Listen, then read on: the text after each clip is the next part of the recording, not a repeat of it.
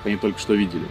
Поэтому, да, они оборудовали огневые позиции, позиции арт-корректировщиков прямо в живых домах.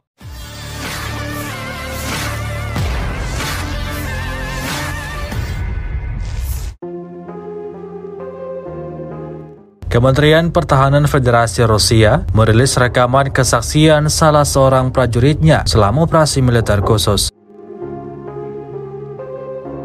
Rekamannya diunggah di akun Telegram @MODRasia pada Selasa 24 Januari 2023. Prajurit dengan tanda panggilan Amur yang berusia 26 tahun hanyalah seorang militer biasa. Meski begitu, pada musim semi diketahui dia berpartisipasi dalam penyerangan di Mariupol dan menghabiskan waktu sekitar 2 bulan di kawasan tersebut.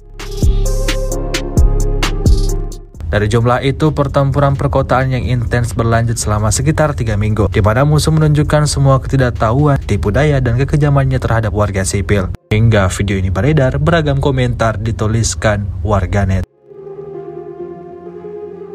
Selama invasi berlangsung, Rusia secara total merilis 376 pesawat Ukraina, 203 helikopter, 2.934 kendaraan udara tak berawak, dan 401 sistem rudal anti pesawat dieliminir oleh pasukan Vladimir Putin.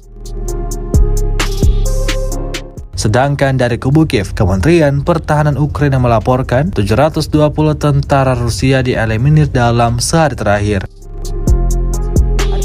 Систем 2146, РСЗВ 447 одиниць, засобів ППО 220, літаків 287, гелікоптерів 277, автомобільної техніки та автоцистерн 4936 одиниць, кораблів-катерів 18, БПЛА оперативно-тактичного рівня 1894 одиниці, крилатих ракет 749. Спеціальної техніки 193 одиниці. Дані уточнюються.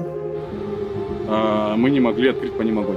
И наша артиллерия, наши танки по этим домам уже не стреляли, потому что мы не можем позволить себе убивать мирных жителей.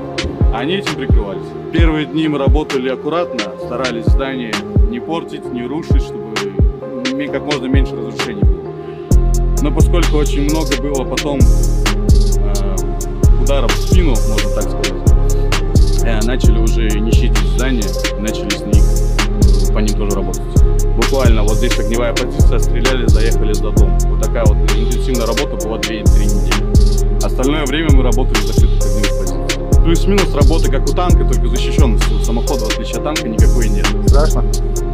Ну, честно сказать, да, потому что когда ты сидишь в танке, у тебя больше уверенности, что там не пробьет, активная броня сработает. Когда ты сидишь в самоходе, у тебя 152-ки сзади, полная БК, ты знаешь, что тебя может пробить даже пулемет. То есть первое РПГ — это твое сразу же последнее, которое в тебя попадет. Поэтому да, напрямую на лоб страшновато.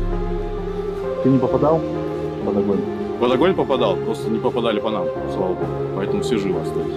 Я не вижу смысла говорить о страхе, потому что я в любом случае не пойду никуда назад, потому что это моя работа. Как мы уже говорили, кто если не я. Terima kasih sudah nonton. Jangan lupa like, subscribe, dan share ya!